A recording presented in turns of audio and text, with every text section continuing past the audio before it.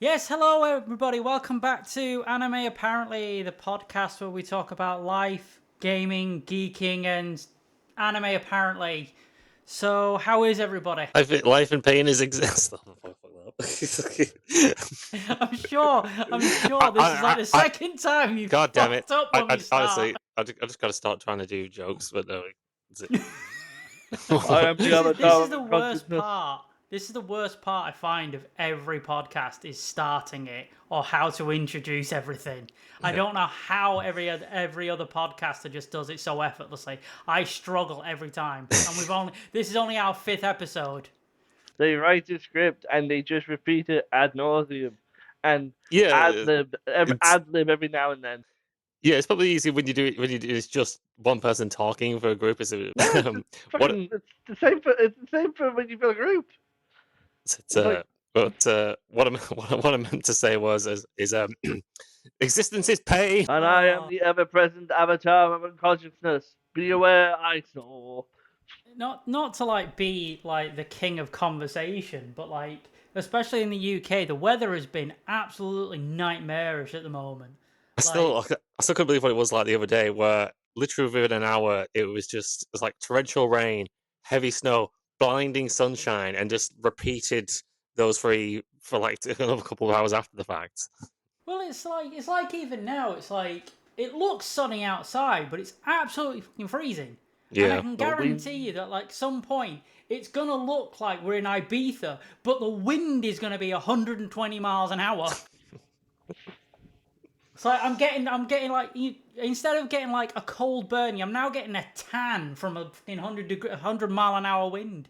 it's funny you tell me because obviously we had that like hurricane winds the other week, and like somehow your fence panel survived. Oh yeah, Yeah, no. yeah. Turns out That's why everybody's tuning in now to see if my fence panels yeah, survive. yeah. It turns out while my mum was on holiday, hers did not. Just like completely wrecked.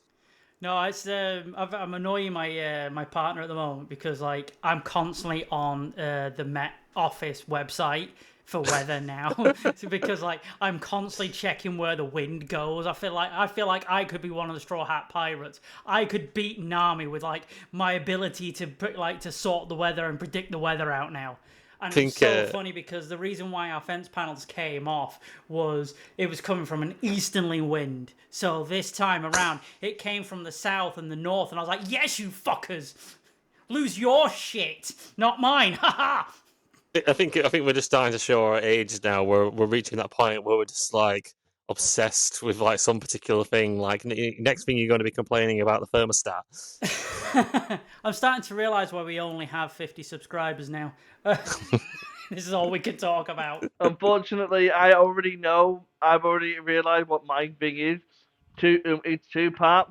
It's quiet hoovers and air fryers.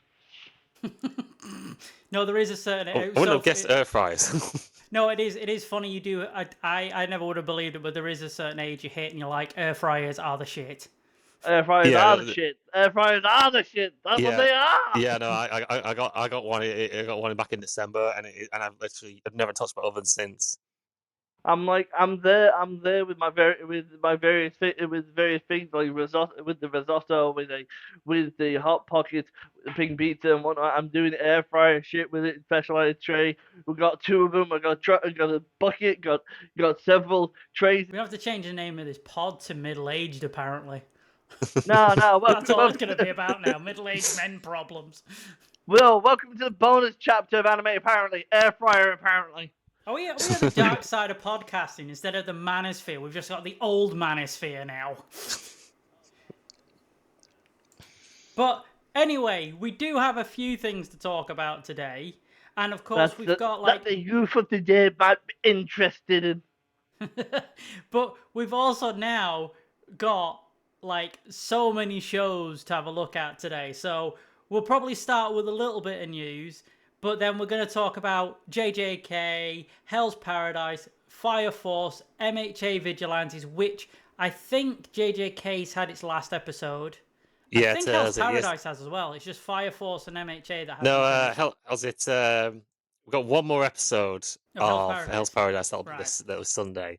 And we've also got Invincible, And we're now watching Rooster Fighter because I'm sure everybody wants to know about that. And I don't care if anybody wants to know about it. I'm telling you about it because what a fucking show that is. I have so many notes. I have so many notes. And I'm not going to lie, it's a bit of a spoiler warning. Might be better than JJK. I wouldn't go that far. Especially after this week's episode. That might be a hill I'll have to die on alone.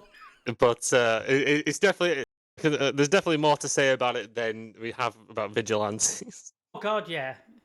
But trying to figure out what I want to talk about first. But I think one thing I want to talk about, because we talked about it last pod, because it's now finally officially Chainsaw Man is done. That's it. Finito. We'll try and talk about it without any spoilers, but it's like the whole internet has kind of melted down about it. And was it? I think the meme is now JJK fans are taking the piss out of Chainsaw Man fans. About you can't talk about our ending now. It's definitely like it's just I saw the both Weeb of them have Commander. a similar issue. I saw Nick Connor do a breakdown of that final chapter. Find me, I just had a breakdown. Yeah, he did a whole sort of like I think it was like 30-minute video talking about the ending because he thought it was really good. And to be honest, I can't disagree with him. My biggest issue with this, like the final chapter, was it's come out of nowhere. There's no wind down whatsoever. It's like driving down the motorway at 100 miles an hour and you just suddenly go, oh, here's your stop, and you hit the brakes, and it's just like everything's just stopped now, and like everything you've packed in the boot is now on the back of your head. What's Yushi's mate called? The one who's asked about ladies and whatnot. Oh, Toto. Toto. It's the Toto clap level of swap. Yeah. Literally, you just like build up, end.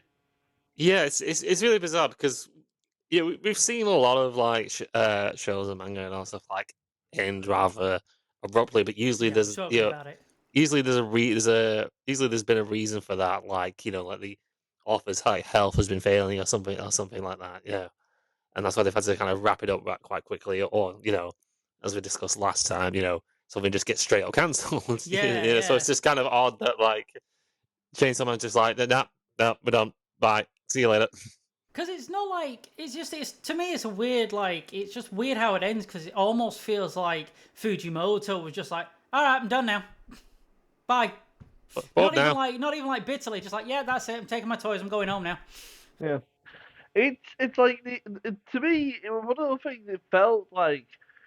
My brain explode. My brain, when the shows end, my brain explodes with like all these different strands of what it could possibly be, and I see which one kind of fits. It feels like we hit a two-part kind of situation of one where he's like, yeah, no, I'm tired of this, but also like, oh wait, maybe I've written myself into a corner here, and he just went, all right, here. I had this gimmick in my back pocket. Yeet, smoke grenade, and fucking run away. To be honest, I do think he did mean to end it. Like I said, I don't necessarily have. But my biggest issue with the ending is it just ends. But it's like all the chaos leading up to this just doesn't. I don't know. It just didn't feel like. I thought it was going to be the end of part 2, not the end of the whole actual show. But a lot of people are like complaining at Nick, saying, oh, he's got copium, it's absolute trash ending, it's all this, and it's like, it's not really that trash of an ending. Like, there's a lot of meaning behind it. It's just I'm sorry, it's still better than JJK's ending. It's leagues above JJK's ending. It's like the feelings behind it. That I think that's the key difference. With JJK, you had build up, and then you hit this sort of state where it just kept going and going and going, and you started to get fatigued. You're holding on for dear life. You're holding on to see what's going to happen. Mm. You're holding on to see at least the end of this fight. You're holding on to see what's going to happen, and then suddenly, it's finally over. You're taking a breath. You're like, cool, and you're waiting for not even the same amount of time. You're just kind of waiting, but then it's literally like, get the cake with a cherry on top. Enjoy. And Yeah. that's it. That's all. That's all that works for. Not the treasure chest of an epilogue that you'd hope to get, with each coin and each treasure being detailed enough that you can enjoy it, or at least expand upon it in your own headcanon. Just literally, here's the cake. Bite it once Yeah. and fuck off. It's hard to see at this stage because we've had it a lot of times where manga have ended recently and people shit on it. Like we discussed before about how people hated the My Hero Academia ending, which maybe obviously I didn't read the ending at the time. I didn't see it till quite recently. Yeah. So like I don't know. Obviously, it's hard for me to say, but like Potentially seeing the adjusted.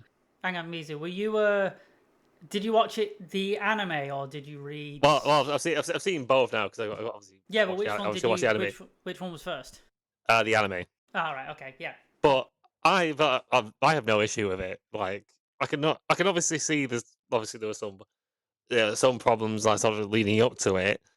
But it's like, but I think for what it is, it's like one of the better ones, really.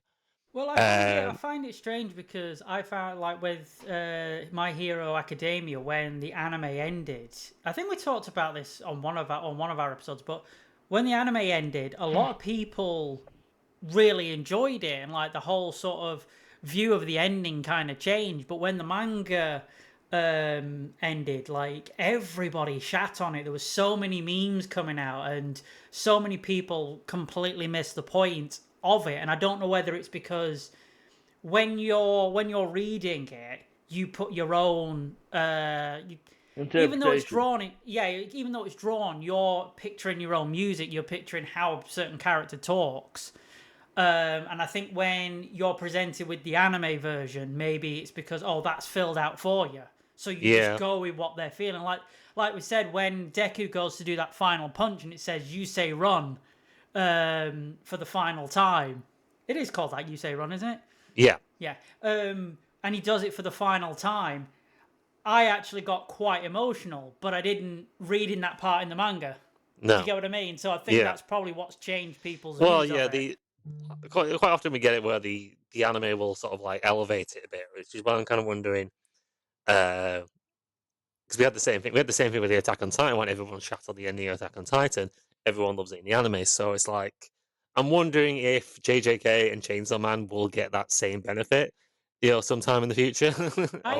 I'm starting to think, and Retro, I don't know whether you'll agree with me here, but I'm starting to feel that manga readers and manga fans can be quite bitter and cynical.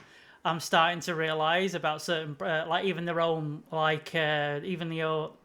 say that again. Sorry, even their own IPs that they're into. They'll shit on everything. They can be quite toxic, if you will. It's like at the moment, to sort of like go on a tangent. Gacha Akada has been on a hiatus for about, I think, nearly 2 months, or it feels like 2 months. Like every time I've checked, there's been no new manga whatsoever until last week, actually, when they finally came back. But I looked into it, and apparently the author of Gacha Akada has been getting a shitload of hate on Twitter. Yes, it's because I think shared something you didn't say about that, where he's the author's like really sick of all the Western fans at the minute. Yeah. Well, she's upset with a lot of Western fans because there's two controversies that's happened with her, and one is shippers. It's always the fucking ship. And true to form with any fan, like especially manga and anime fan bases, once the shippers get in, they shit on the shippers shit on everything, and it's Like, I understand it, and not to just to devil's advocate, even if it's against my own opinion. It's not so much the shipping is not so much a problem as long as you accept the fact that it is a not part of the canon. And even if you know it does become a relationship does become part of the canon, it is not the relationship that you have in your head got canon. And when they're like yes, that, it's fine. But and it's that's when the you get issue. those. That's the issue she's having at the moment. Yeah, it's just you get these shippers, and it's just like they're such entitled little fuckers because they They made just me like think of that that guy on Family Guy where he's got a picture. Like, have you seen these pictures of my kids? yeah, it's just like they build this delusion in their head about how they feel the series should be, and if it doesn't if the author doesn't write it in that way that they see it going, it's just like they just throw all the toys out the pram about it. I'm like, it's like grow the fuck up. But it's like it was like I was listening to the Otaku was it Otaku's Anonymous podcast, and it's like Danny pointed out that like some of these shippers will come up to her and go, "Oh, I want such and such," and it's like sometimes it's really grotesque kind of stuff of like really old character with a young character, Yeah. or they will come up with decent enough shifts. So like I like these two characters, and of course she can't say yes or no to them because it's like, oh well, if I say yes to this, you've spoiled a part of the story, or if I say no to it, you're going to be upset, or it might end up ruining my way I want to write my own story because now you've put that idea in my head. Or even worse still, it doesn't matter what they say. You're going to get offended, and no matter the context. You say yes. Oh, you've spoiled the reveal of the ship now. You say no. Oh, you've said no because you're hiding the fact that it really is a ship Yeah. now. You've said it's not that deep. Then it really is that deep. You said it's a complicated issue. So it's complicated enough that other people are getting confused, and I'm still right. And Yeah, it's but like the levels of copium some of these shippers are having is on the point of they're in the iron lung, just breathing that shit in instead of actual oxygen. And the guy who has a CPAP machine at his side, I'm very much aware that they probably sleep with their own CPAP machine, pumping the copium in. that's what the C and CPAP means. That's the thing with the anime community that I really dislike is the shippers, because a lot of it to be honest, I kind of get it. Yeah, where I like this character and I like this character, I'd like to see them together, I'd like to see them mingle naughty parts. But it's when it gets to like the delusion state where it's like, no, this has to happen, like these two, and it's like Deku and Bakugo, no, they have to. They've got so much sexual chemistry, and it's like, what's wrong with you? Yeah, it's like, if anything, they're an abusive couple. If they were to be gay, like why? Like even if they were, like I said, even if they were That's into each uncomfortably other, telling. yeah, even if they were into each other, you're promoting a toxic relationship anyway, and you're desperate for this toxic relationship. It's like not every relationship is founded on kink. This is not a dumb sub. Not a dumb sub situation. This is a dick who's finding himself to be a better person, and this is a quiet dude finding his voice. They are not related. They are not the same thing. They are not related. I mean, like you said, I kind of understand it to a degree. It's like for example, with Naruto, if Naruto had ended up with Sakura, I'm pretty sure we'd all riot. Oh, well, Yeah. I'd be annoyed about it because I'm not a big fan of Sakura, but I wouldn't be like, right, that's it, I'm going round to Kishimoto's house with a blunt object to beat the fuck out of him because he's made it happen. That reminds me. I skimmed this. I skimmed this. I couldn't find the I couldn't find. I found bits and pieces of an article later, Please But don't. apparently, Please take anything that says now with a pinch of salt. If it gets us in trouble, if it gets, it won't get us in trouble. Just get him in trouble. but anyway, I've just skimmed this and whatnot. But apparently, a lot of old time anime fans who have decided, you know what, I'm gonna read Naruto in the manga and see how it is now that I'm looking for all these I'm looking for any way to get my Naruto fix after the anime. And a lot of anime fans are finding Sakura in the manga to be a lot more pleasant and a lot more of a filled out character. And it's basically it started up this whole sort of intrigue of like looking into it and apparently a lot of people are realizing the anime has supposedly character assassinated Sakura throughout the entire show from like episode 2 onwards. Yeah, you know what? I can kind of see it because she is insufferable in the anime. Absolutely.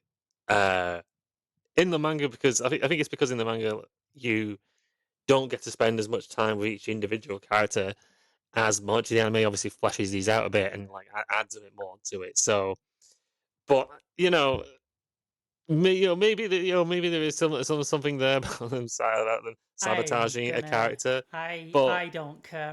There was a point where I stopped watching the Naruto anime and I was purely manga only, and she's still an annoying little bitch. yeah, there's still even despite that, there's no denying that she makes some terrible, terrible, terrible decisions Yeah, she's Yeah. more. I find her more in of the a manga. hindrance than Yeah, anything. I think that whole bit with her fake confessing to Naruto so that she can go off and kill Sasuke by herself. You know, I think that is the most like damning bit against the entire because it was such a bitch move. Hmm. Apparently, it was I don't know how it's been ages. Need to read manga and whatnot. But yeah, she has that fake confession in the manga, and again, I skimmed this, so I don't know the exact details. I just know that this was one of the arguments they popped up. Apparently, the dialogue in the anime is like a lot worse. Like some, Oh, well, yeah, I suppose I could see that because obviously they're filling out. They're going to fill out a bit of dialogue between scenes and filler and stuff and like that. they So made I it. They could see apparently that. made the Yeah. situation a lot worse. Like a lot worse. Like I think it was like in the manga. It's like I still love him, but I understand that he wasn't there for me, like you were, kind of as part of the whole confession thing. While in the anime, it's like, yeah, no, I'll ditch him and come with you. No, but cause I remember reading that chapter in the manga and just I like I remember instant rage. I remember I remember it well, and I remember part of it in the manga. Not so much the official chapter, but the Oh yeah. unofficial upload that we got with Oh yeah.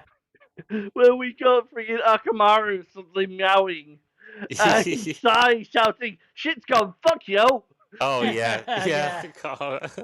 I'm trying to remember because there was something I knew there was something Sai says that was like completely out of pocket, and thank you for reminding me of that. Because Yeah, God, those were the days of fucking fan translation. Some of them were wild.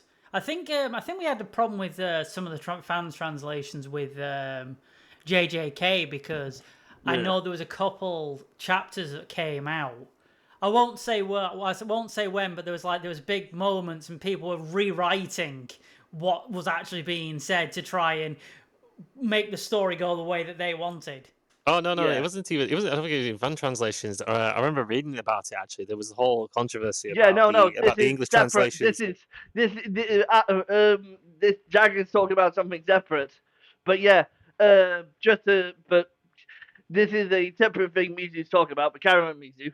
Yeah, so I remember reading that like even the official translations fans were saying were so bad for the JJK. I don't know if they fix them in the volumes or what, but like at the time when it Yeah, was yeah. released on like on the Shonen Jump app or whatever. They were apparently fucking terrible. Yeah, they were. They were. I do remember because I read through. I have various apps that show like that. A lot of the content kind of crosses over on the apps that I read on, and on a few of them it shows like when the page went up and then got uploaded, like and several hours later, and it was the same chapter reloaded. And I was like, "What the heck's going on here?" Reread it and realized, oh, then that's when I looked up and found the article you were talking about, where they had literally they taken like the past 3 chapters across for the 3 weeks and didn't realize how badly the translation was, and they had to edit it then, and they've systematically had to use I think it's the volumes have that translator up until a point, but then past that they've gone back through and retroactively fixed them. Just to go back to Gachi Akira, because the other thing that the author got in trouble for, and I'll say this now, obviously not the authority on this, but she's got in hot water as well because one of the characters, a character called Tamsi, people have got mad because fans have said that this character is trans, and saying that like I think I'm not sure what identity is supposed to be because I think they've been using they them pronouns or something like that, and I think it's Kie Hirata, who does Gachu Akira, has basically flat out said, no, not trans. I think that's what she said. No, that's basically not trans, not anything that you're thinking of, just a dude with long hair. And Western fans have like exploded and called her transphobic and like, well, why have you written it like this? And I think that's where she said, I'm sick of Western fans having a tantrum. Yeah. And it's again, it's a community of people kicking off because they were under the assumption that this character was a certain way, and the authors said, no, it's not that. You've made a mistake. So now they, like I said, they've kicked off about it. Yeah, it's if she was basically pulling a J.K. Rowling and say it's like, no, she's not trans people are disgusting or some shit like that. Yeah, I'd absolutely understand the outrage, but it's just like, no, you just misinterpreted the character. That's all. Yeah, it's not like she's not said anything insulting in any way at all. So it's just like, again, it's this fucking entitlement that some fucking manga fans have. You can imagine the counter argument being, oh, so you've misgendered someone. Yeah. It's like, oh god, can you imagine if Naruto came out today? You know, everybody would be throwing a fucking fit about Haku. Oh yeah. To be fair, Haku is a bit of head of. His. Is it his? I don't know I don't know what pronouns he goes by. Well, he's a guy, but obviously he dresses a lot like obviously like a woman. But it's like anime. Manga and anime have had a long history of characters who were just sort of very androgynous. Not really meant to be like one or the other. Yeah. You know, so it's just like, But I don't know. We'll move on. We'll move on to that to other news anyway. We've got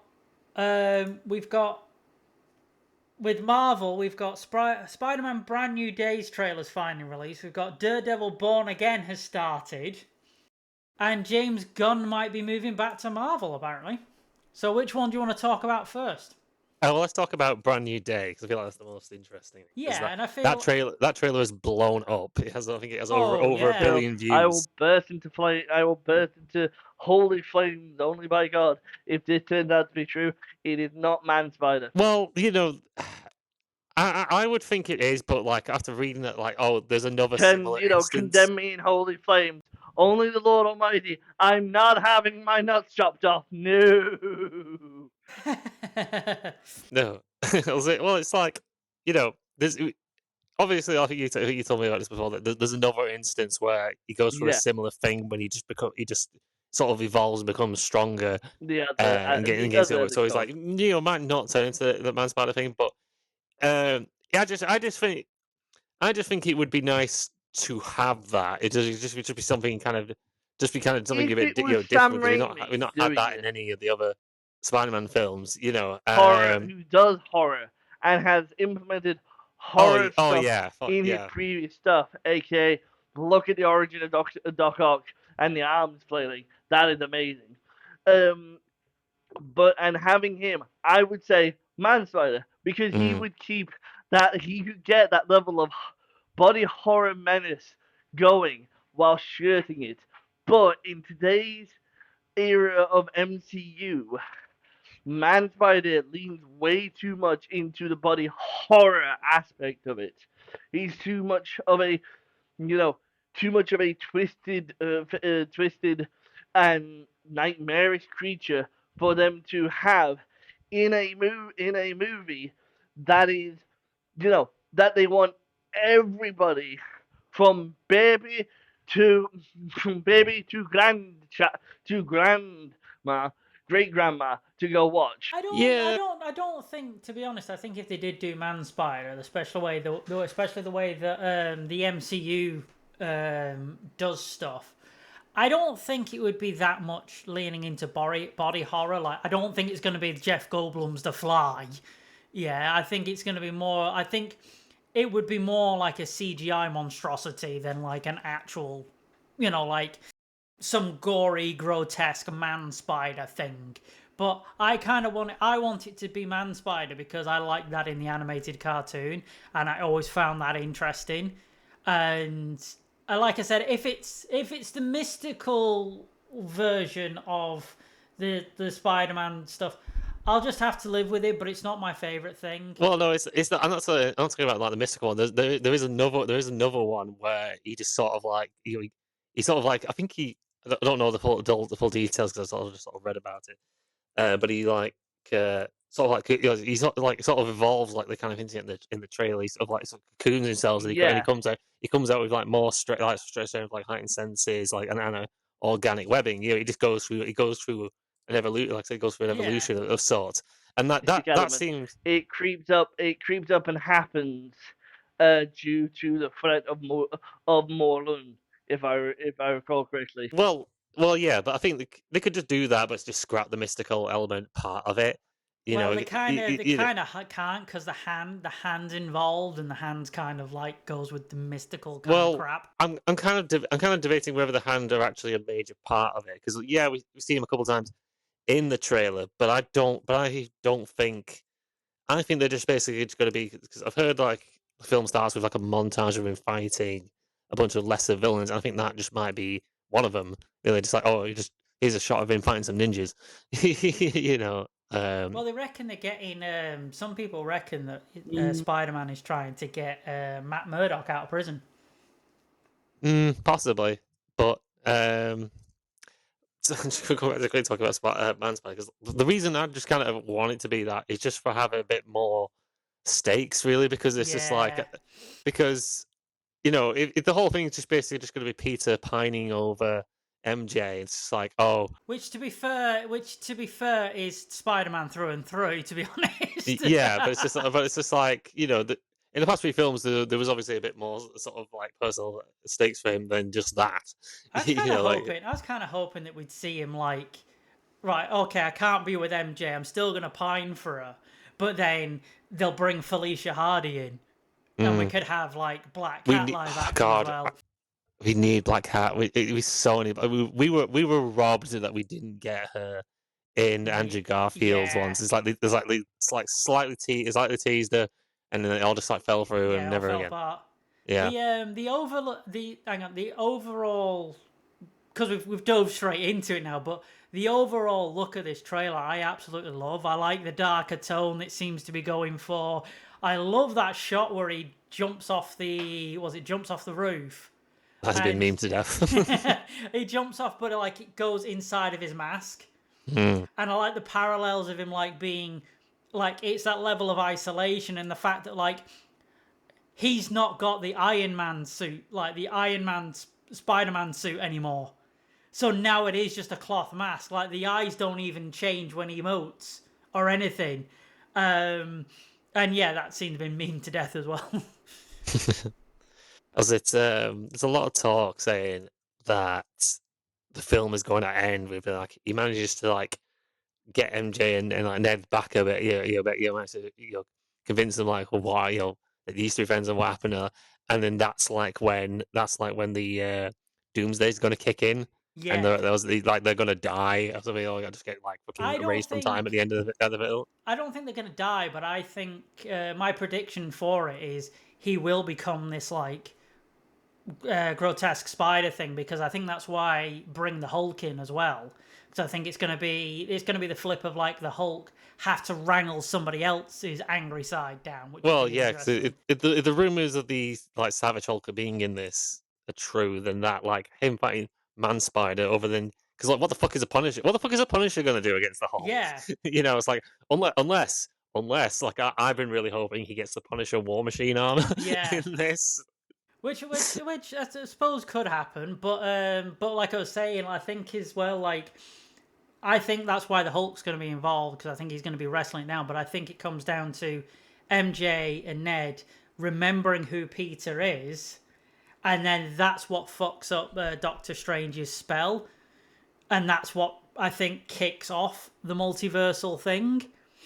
Like I said, I don't think it's like it would be like that one final thread that makes everything collapse and cause an incursion, because because of the reason why Doctor Strange did the spell was because of everybody that knew Peter was being ripped into this dimension, and that's why they had to sort of erase. They had to get rid of something. So that's what I think is going to happen. I think they're going to remember who he is, and everything's going to go to shit. The theory is kind of similar that like they'll remember, but that won't necessarily be it. But like they'll remember, and then everything kicks off after the fact. Yeah. So like, I got two wild, completely off the cuff, out of nowhere theories that like will be absolutely not what happens.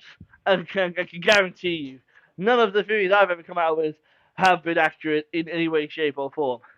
But I've got one. The first theory I've had for a while, which is basically the other transformation isn't related to anything at all. It's just he's evolving, and he's just evolving. This is just how shit's working.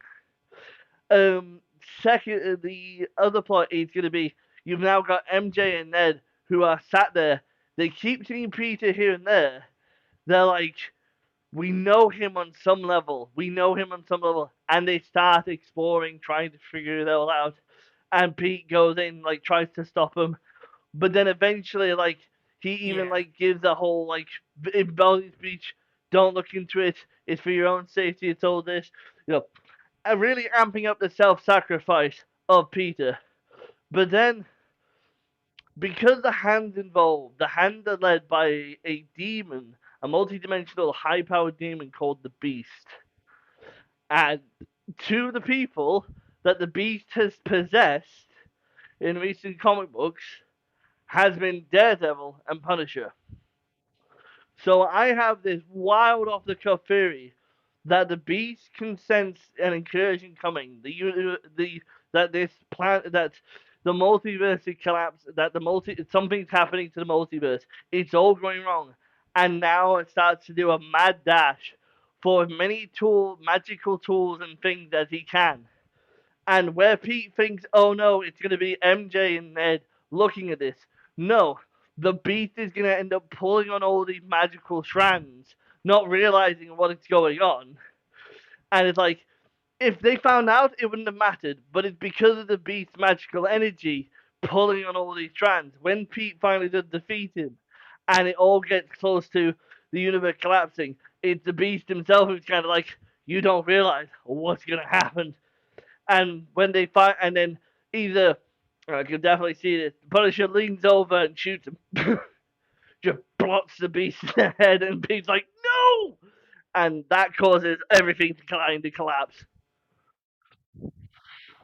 I don't see. Like I said, it's just off the cuff. I don't see the whole thing with the Beast happening, because I'm kind of with you on like Spider-Man just evolving, and like, and then was it MJ and Ned trying to find it? Because there's a lot of people talking like, how exactly the whole thing works, because like, okay, they don't remember Peter, but surely they must still remember interacting with Spider-Man, seeing as the whole thing seems to treat them as two separate entities, because everyone still remembers Spider-Man. My second no one remembers Peter. Off the cuff theory is that the name of the movie is a curse word in comic books. if you don't know this, Brand New Day is the name of a string of comics in which Peter has a very bad day and makes the really stupid decisions. And it's like he effectively trades in his entire life. He trades in like the majority of his life and love life to save his aunt, who even his own aunt would agree like, no, this is a terrible idea. And MJ, who in the comic book they were together for a good long while. MJ leant over and goes, "Hi, can you also hide a secret identity?" while talking to one of the lords of the underworld, Mephisto. Hey, that name sounds familiar. Every Marvel MCU fan Yeah. has like tried to put Mephisto in fucking Yeah. everything. Well, here's the thing. He's in it now. Yeah. He's in Ironheart, of all things. So now might actually end up being a sort of twisted version of Spider-Man's own version of It's a Wonderful Life, where effectively, he does all the good things as Spider-Man, but he's now about to see what we're going to be along with him for the ride of seeing, hey, what happens when people don't have Peter Parker? And I'm wondering if this is going to lead to like an extreme moment where they hint, where you had Peter you had Tobey Maguire, oh, I killed my best friend, and then you have Alex Garfield, oh, I killed my best friend, and now we're going to have this building moment of Ned Leeds, who gets more and more wound up because, hi, I know MJ, don't know why I know this hot girl, and he doesn't remember any of Peter. If there's anyone that we know of, a character who, has spent a good long while and has had a positive influence on both his own life because he knows Peter, and Peter's had a good time because of knowing Ned, it's going to be Ned. So I'm wondering if this is going to lead into a situation where, effectively, we're going to watch, Ned's personality shift because of he doesn't have the influence of Peter. He doesn't have the memories of Peter. But again, like you said, he does have the memories of Spider-Man. He does remember those tech stuff. I don't think it'll go down that route, to be honest. I think at most, I think Ned would die. I don't think you're going to see No, we're not going to see him turn into the see that Hobgoblin. happening with this sort of iteration of Spider-Man, to be honest. No, No, I don't think so. If we had sort of more time for it, maybe. But the thing is that this is probably the last standalone Spider-Man film we're going to get with Tom Holland. Because I kind of feel like after Doomsday and sequels, that will be kind of it. It's kind of funny that you met it's funny that we mentioned about Peter being on his own as well, because in this film, he doesn't have Aunt May anymore. He literally doesn't have his friends. He doesn't have Tony Stark anymore. He's literally on his Bill Todd. But it's funny because now he has to focus more on being Spider-Man than Peter Parker, and I find that a funny parallel because season 2 of Daredevil Born Again has started, and that's a very similar thing where he's given up Matt Murdock to focus more on being Daredevil. So maybe that's where them two sort of interlink a little bit, because we're all going for the alter egos. We're going for our drag personas more than our actual personas. But we won't talk about Daredevil season 2 yet because Mizu's not watched it yet, so we'll probably do that. Yeah, I'm gonna watch that in the new episode of Invincible later today, so I'll catch up. So with that said, shall we get on to talking about anime? Apparently, because we've got a load of shows, so many shows to talk about. But how do you want to do this? Do you want to talk about Invincible first, because that's not technically anime, and then we'll go from like we usually do, least favorite to the best one? Or do you want to just talk about, or do you want to add Invincible into that? I can just talk a little bit about Invincible, because I think the 4th episode came out this week, but I've only watched the first 3 so far. I have watched the first 3. I did not make notes on the 4th. No, sorry, I tell a lie. I am lying to everybody. I have got notes on the first 2 episodes, and I can't remember what happened in 3 and 4. Is it no, it's funny because I've kind of like, aside from like the whole bit with the cephalopods and Mark just fucking wasting that guy, I've kind of forgotten a lot of what happens in those episodes. And fucking Oliver fighting the dragon and stuff like that. But yeah, but no, I thought the most interesting episode was episode 3 with like seeing like Nolan and Alan traveling the universe, gathering up all these like ultramite killing weapons. But No, because that was episode 2, not episode 3. Was it episode 2? Yeah. Oh, yeah, it was episode 2. Yeah, that was 2. Yeah. Because that go on. But the thing I just found the funniest about that fucking episode was just like in between every time they go to a different location, you just see Nolan on the couch with the fucking pillow wrapped around his head as Alan's fucking his girlfriend in the next room. That was hilarious because I love that when it starts and he says like, "All right, we're gonna take the bed. Are you okay with the couch?" He's like, "Yeah, don't worry, I've slept in." And he's like, before he could even finish the sentence, he can just hear them like banging away. My only issue with that is I wish it got more grotesque. That every time it came, you know, like in DBZ Avaged. That's the porn version. DBZA where you know, they've got those 2 bug people having sex and Nappa's recording it, and it would have been so funny just to hear this like opening. I'm like, oh, I love it when you touch me with your cloaca. You know what I mean? You know, it'd just be funny as well if you just see lots of like the other crew members just like going in and out of the room and just like high five each other. She's literally a Bonnie Blue alien. Yeah, but well, to be honest, she's quite Bonnie. Yeah. But it's the fact that it happens like half a dozen times. It does it like half a dozen times, and it's never not funny. I love it when he gets really when Nolan gets really pissed off. He walks off and then realizes there's a spare room, and they're like, "Oh yeah. well, we all thought you were like a throuple." Yeah. That was brilliant.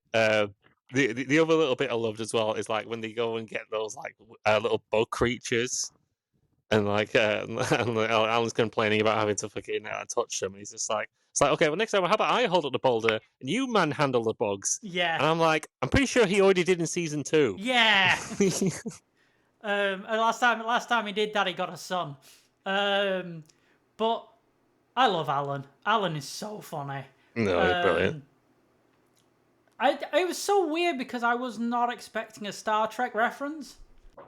Yeah, it was kind of odd because it was just like this is just straight up like fucking Star Trek: The Next Generation. It's like you have a guy. Well, they didn't even bother changing his name. He's literally called Worf. Yeah.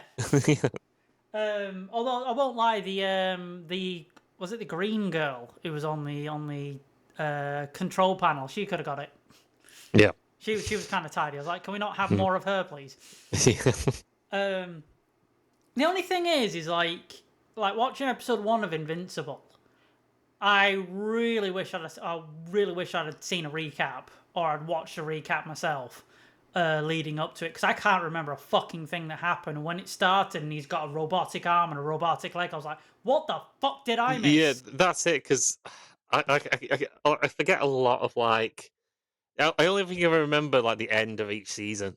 Yeah. Like I remember the whole bit with Conquest and everything up and that. Could I tell you anything else that happened in season 3? Could I fuck? Well, to be honest, I put that down to the pacing of Invincible, because it feels like sometimes, because I have this problem when I watch The Boys, and I really enjoy The Boys, but like, sounds daft, I know it's a gory series, but I always forget how brutal and gory The Boys is.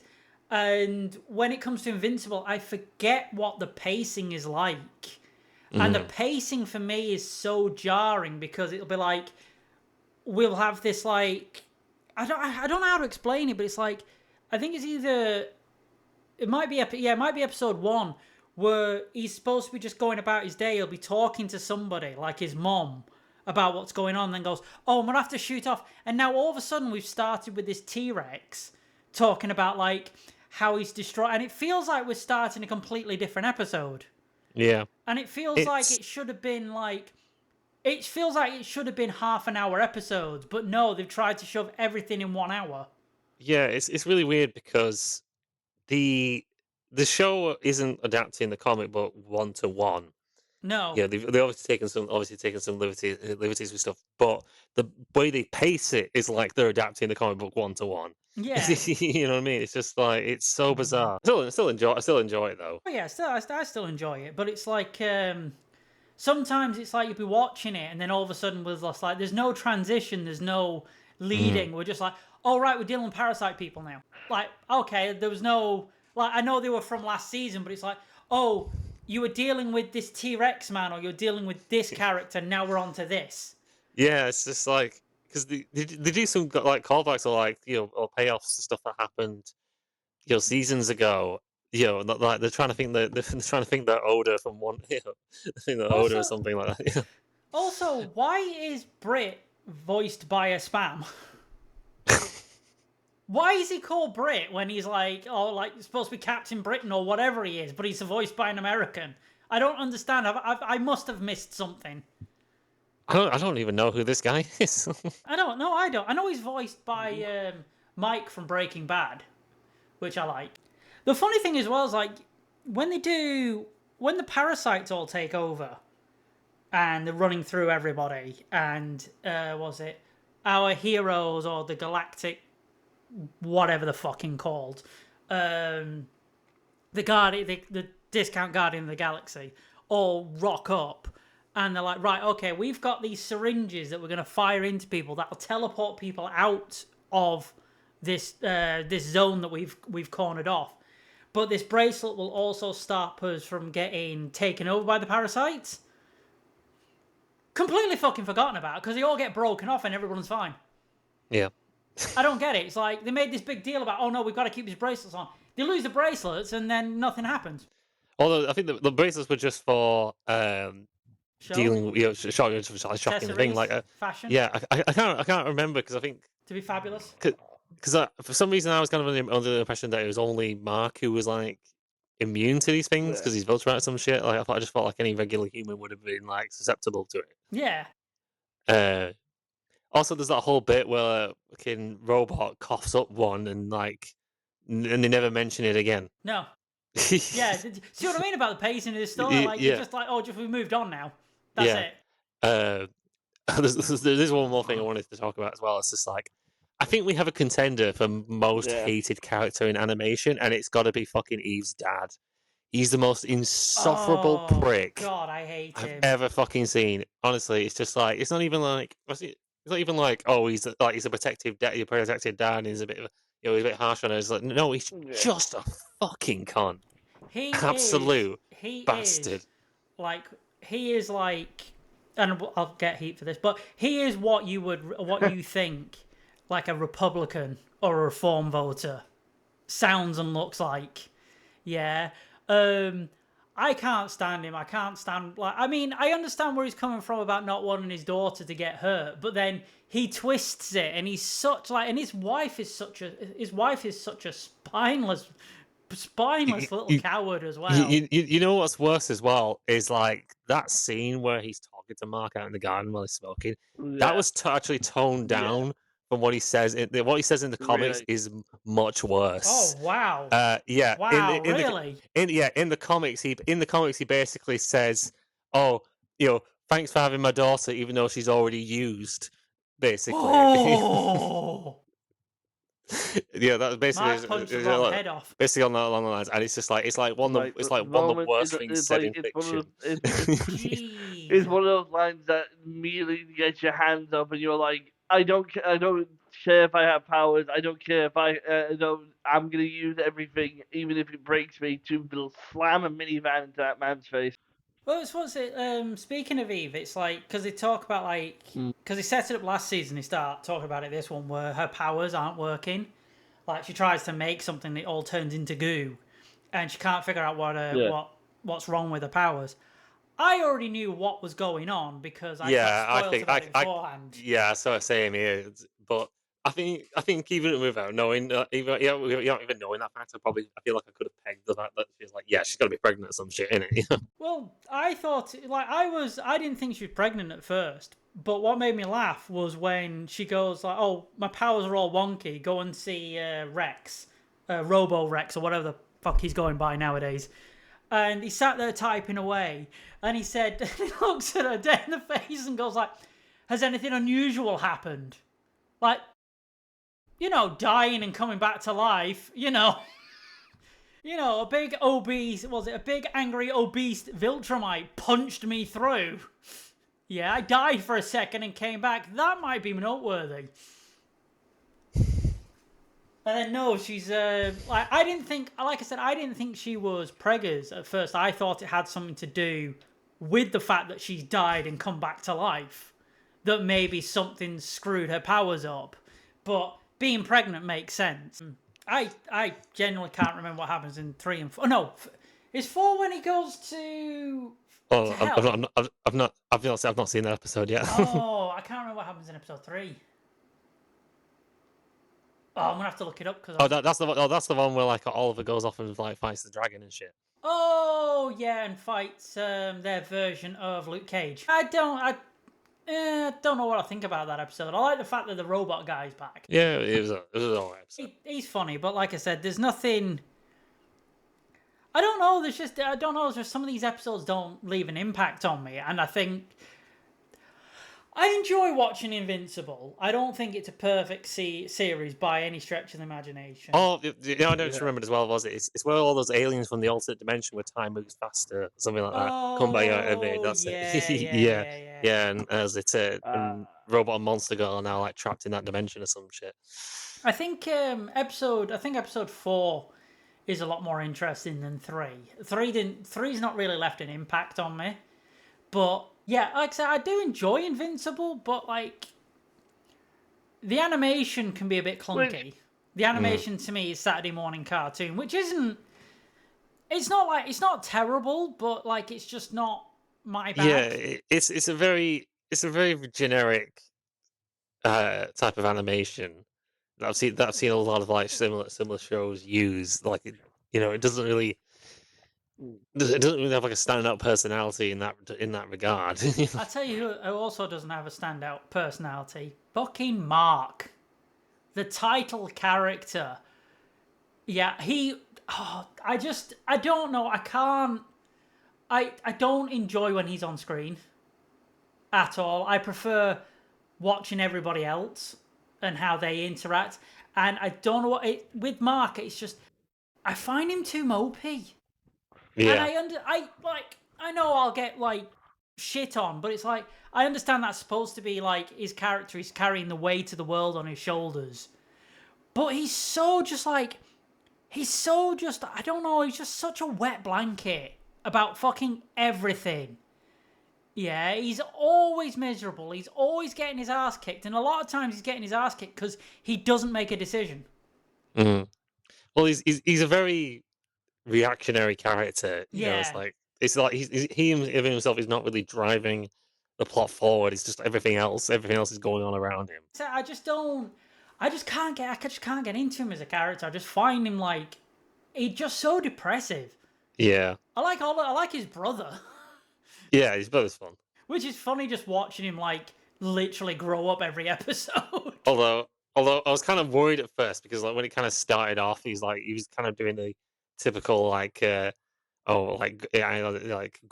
12-year-old sort of thing. Yeah. Well, no, but I got it because like basically Mark's on a crusade like no, we can't stop because all my multiverse variants have basically fucked up the planet. So now I have to take that guilt on. And now I have to go and sort everything out, so there's no days off, there's no breaks. So I kind of get why he's a bit like, you know what, I just kind of want to sit and play Nintendo. Yeah. Just for, even just for like half an hour would be nice. It's like, I'm literally about to hit puberty in 5 minutes. Like, Pokemon... Can I please just enjoy this before it's breaks? Like, Pokemon Champions comes out this week, can I just, have a minute to play that, Yeah. Do you have anything else on Invincible? I know, I think good. I think we'll have more to talk about it next week because especially Yeah. episode 4. Episode 4 was kind of an interesting episode. And I will have to dig up notes for that because I forgot to write some down. Like a dickhead. You write notes? If I don't write notes, I can't remember shit. So, right, so now we've got, was it Hell's Paradise, Fire Force, MHA Vigilantes, JJK, and Rooster Fighter. So, which one do we want to start with first? Well, we got to skip Vigilantes, unfortunately, because I still haven't watched. So was it? I don't know. I thought the dub was only going to be delayed for like a week or so, but it still hasn't come up. So I'm like, See, I've switched to the sub because I wanted to try and keep up with it. I just kind of find it really jarring to do that when I've been watching it one or the other. Yeah. I think it's save it for the next pod because I think next episode we'll probably rank all of this season's anime that's come out. Also, was it episode 12 of MHA Vigilantes is actually a really good one. It does it's typical MHA kind of vigilante shit where there's good animation and cool shit happens out of fucking nowhere. And then goes back to being shite. We're rolling a 20 this time, and we're rolling a 2 that next time. I'm rolling 20 for Shintani. JJ. So, which one should we talk about? Well, no, because we've got a lot to say about JJK and Rooster Fighter. So let's get Fire Force and Hell's Paradise. Yeah, well, I kind of want to get Fire Force out of the way because I'll be honest, the only noteworthy episode was, I think, what episode are we on? Where am I? I think we watched 10 and 11 the last 2 weeks. I think like episode 11 is the only really sort of like worthwhile sort of episode to talk about because I think in episode 10, let me have a look. Yeah, I didn't find episode 10 that interesting. It's where the businessman guy fights his doppelganger. Oh yeah, and it's kind of like tipping off to the edge of the world, and it's that guy with gravity powers wigging the fuck out because Dragon's been killed. Oh yeah, it made me laugh though because when he's talking to Sho on top of the building, and Sho turns around and says, "Was it used to be a great cataclysm execution officer?" I was like, could we not abbreviate that? Like, call him a GCEO or something. What the fuck are you doing? Yeah. That's almost as long as a jutsu. Yeah, that is long. That's an isekai title you're coming out with there. Holy shit. Was that the same episode as well where Benny Maru fights his doppelganger? Yes, it is, and it's a very fucking quick fight. Yeah, like, I think everybody's thinking about that was just like how fucking short it is. Yeah. Because they kind of set it up like, oh, this is gonna be like a really hard fight because we have such this like high sort of like expectations of Benny Maru, so therefore his doppelganger must also be equally strong. And it's just like, nah, like apparently he even exceeds he exceeds people's expectations of him. It's like it's such a fucking flex. It's like, nah, I'm even stronger than all of you guys even fucking think. Except for Sato Gojo. Yeah, which is like, it's like it's a bit disappointing, but at the same time, I'm kind of glad that we're kind of like getting it over it because it's like, well, we already had like one cool fight with him earlier this season, and also it's like, we're 3 episodes from the end, we kind of need to like move on a bit. Well, did you not feel that this like went really fast? Because I felt like a lot was happening, but not like a lot of complicated stuff. Stuff was just fucking moving. Yeah. And it's like, when like when you're, I don't know, like when you zone out, like you're in the middle of something and like people are talking, like you're in a party and you suddenly just zone out and everyone's moving around you and like you've got no sort of like comprehension of what the fuck is happening. Yeah. That's what that Fire Force episode felt to me. And then the funniest thing to me is like, so Shinra and Sho go into the big eyeball in the sky. And everyone's like, yeah, go kick their ass, motherfucker. And they fly in. And it's Burger King girl. Yeah. Burger King Crown. And what made me laugh is he turn up and like I don't know how Halmeia's like become this big bad. Like that's just to me come out of fucking nowhere. To me because I wasn't paying attention. And what made me laugh is they made this big thing about like she's talking about like the end of the world and yada yada yada, and then she takes off the crown, and then it just stops on her blank face, and I'm like, Yeah. what are we supposed to be See, revealing here? It's like, wouldn't it have been yeah, funny if she see. took it off and it's Colonel Sanders? Takes it off and it's Ronald McDonald. It's like, I wasn't Burger King at all. It's just like a Kinjaku sort of thing, and you just see the fucking brain. Poking but yeah, it's such an odd thing because because the end of the episode, like literally she's taking the crown off, so it's like they're making out there's gonna be some big reveal about what her eyes look like or something like this. Like, no, it's like they're literally they're just like blank blue eyes or Funny, something she like takes the crown off, it's Mickey Mouse. Oh, that. you're mine now, bitches. Oh. I mean, knowing what this all was going to be, I was expecting a lot more. I was expecting a much bigger reveal out of that. Oh, I've just realised I've got a note down here. Like, was it Burger King crown? She's accepted that she'll be outdone by Mackie D's and after all only exist in motorway service stations. Oh, another one because I'm sure like they go to like. Oh, that's it. Because she stood there and she's explaining all this like religious gobbledygook and saying like, so basically everybody's thought of what a deity and a god is. I am now. Yeah, it's so all the coming whole to me. so the whole evangelist thing was like that was never an actual person. That was just basically like people's Concept. collective concept of like a god, But then, essentially, sorry, go on. and she's basically sort of become that. And what made me laugh is when she puts her hands out to these the two cronies next to her, and they go like, "Come and touch salvation," and they go to touch salvation. I'm like, "No, I take it back. Salvation burns. I'm on fire." Burger King goes Jesus. straight up flame grills those things. Yeah.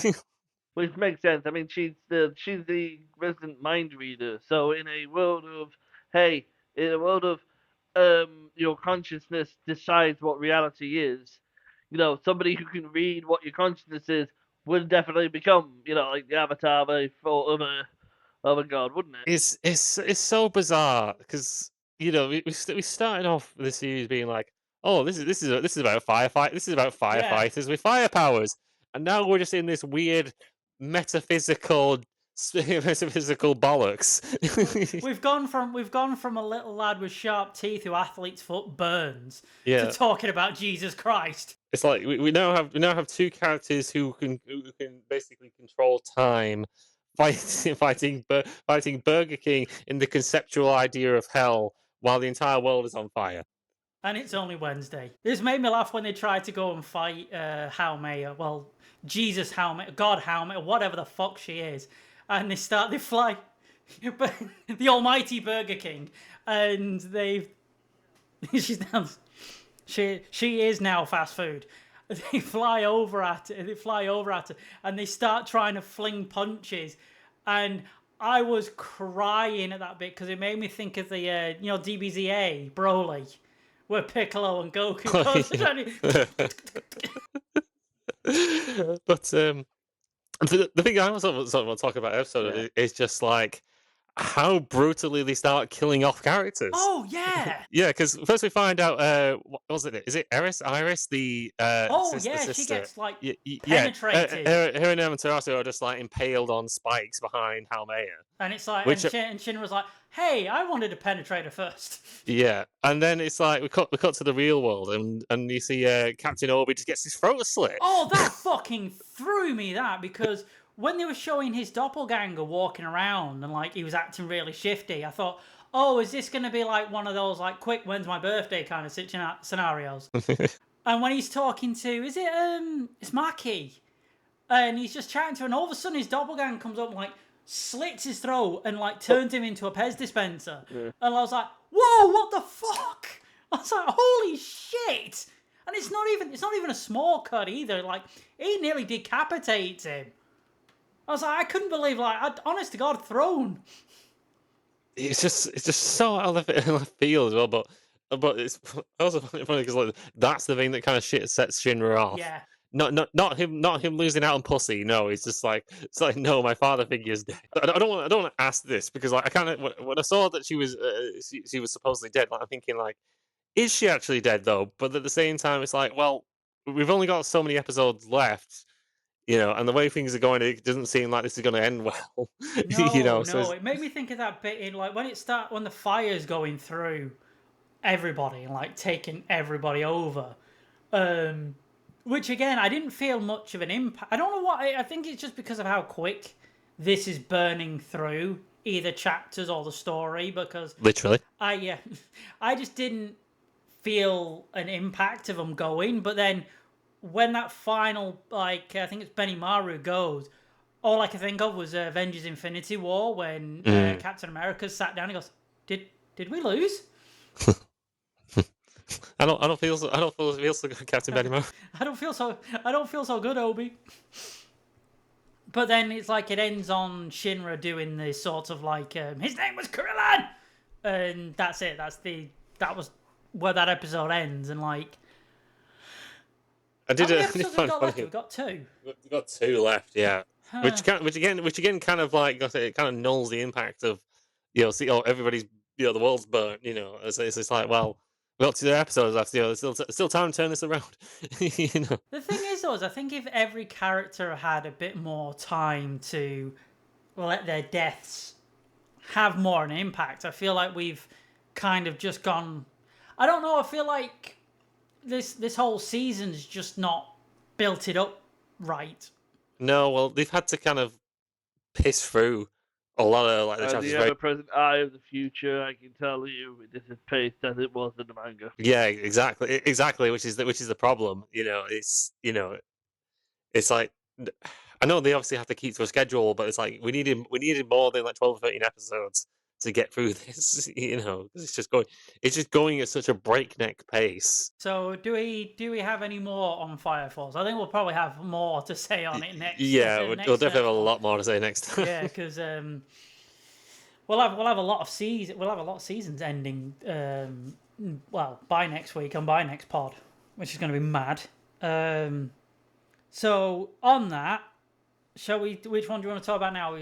Hell's Paradise. Yeah, it's Hell's Paradise. Yeah. Can I have to kind of remind myself what happened in episode 10? Because I think I liked episode 10. Oh yeah, so episode 10 was the blind guy is fighting one of the Tencent. Oh yeah. And he's trying his best to try and keep up with it. And then he has a flashback to that blonde guy Tenza, which I won't lie, I kind of got it kind of emotional. It was kind of nice seeing that because I remember watching season 1 and really liking Tenza. It amazes me how he had so little time and made so much of an impact. Yeah, he was basically the Rengoku of this series. Yeah, I found it funny because all I kept thinking of was like because the Tenzin's like all wrinkly and scaly, and I'm like, that's got to be awkward trying to avoid looking his wrinkly balls. Yeah.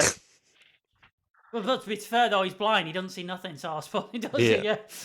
He can see his spirit balls. Which is hilarious because the most annoying thing I found in episode 10, because I did really enjoy this episode because what was it, fucking Stick, Stevie Wonder with a katana was like so badass in this episode, but the young girl that's with him was really annoying me, and there was a point where he turns around to her and says, "Stay back, I've got this," and I was like, all she's contributed is gasps and exclamations. If she goes any further back, she'll be discovering fire for the first time. That's it. It's like the entire episode I was kind of thinking like, okay, at some point she's got to do something. No, like she's got to. This is going to be the point where she reveals like, oh, I can do something, anything. But no, literally all it does is like, he's like, right, I'm gonna stay here, sacrifice myself by was it keeping this asshole in place? Was it you fuck off, and go find the others? And literally all she does is basically come back and just like, Molest him. yeah, no, it's like no, it's like no, I want you to live, and I'm like, but this guy needs to die. But we should live. It's like, okay, Yeah. okay. The funniest bit of like this sent me this because when they're like he says, "Oh, I've got to fight because that's what Tenza would have wanted." Yeah, I can't lay him down. I can't. And then she turns around and says, like, because you have that flashback to when he was getting killed by that Tenza, and when he was like, "Oh, I just sensed that he didn't want me there or whatever." Picked the girl up and ran, and it's when she turns around and says, "You didn't see this, but he was smiling, but you had your back turned." I'm like, he's blind! He wouldn't have fucking seen it anyway. Yeah. Position wasn't the issue. I didn't find her annoying initially, but like these last couple of episodes, I'm like, why the fuck are you here? And then, like you said, when she started started molesting him and like pinning him to the ground, I was like, oh, this seems a bit weird. And then I was like, oh yeah, Tao bullshit. It's like, could you let go of me? I have twigs in my veins at the minute. Yeah. I've got an IV of Aubrey from Little Shop of Horrors coursing through my veins at the moment. But it's when they have that flashback and they're talking about like their time training together and learning all the sword stuff, and it's watching Tenza and Shugen kicking off, and they're all about to like, they're like everyone's like, oh, should we step in? And the blonde, like, was it toadstool-looking guy turns around and does this, was it Serizawa from Godzilla, go, let them fight. So he's such a little chaos goblin. He really is. He's just like, yeah, I want to see them fuck each other up. Go for it. Yeah, it's a sort of weird, because I think we've only got one episode left of Hell's Paradise, isn't it? And like, and obviously, like, Shugen and those other guys have, guys have shown up on the island, but like... Fucking Kool-Aid man bursting through like, that building. But by the time they actually get there, like, the season's going to be over. So it's like, was there any point? Was there any point in them being here?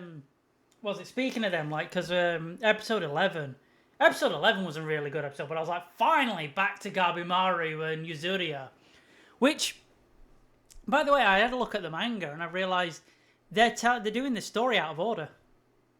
All right. Yeah, because looking at the manga, this bit with Gabimaru and Yuzuriya happens before the fight with Captain Hook. All right. And the Chaos Goblin.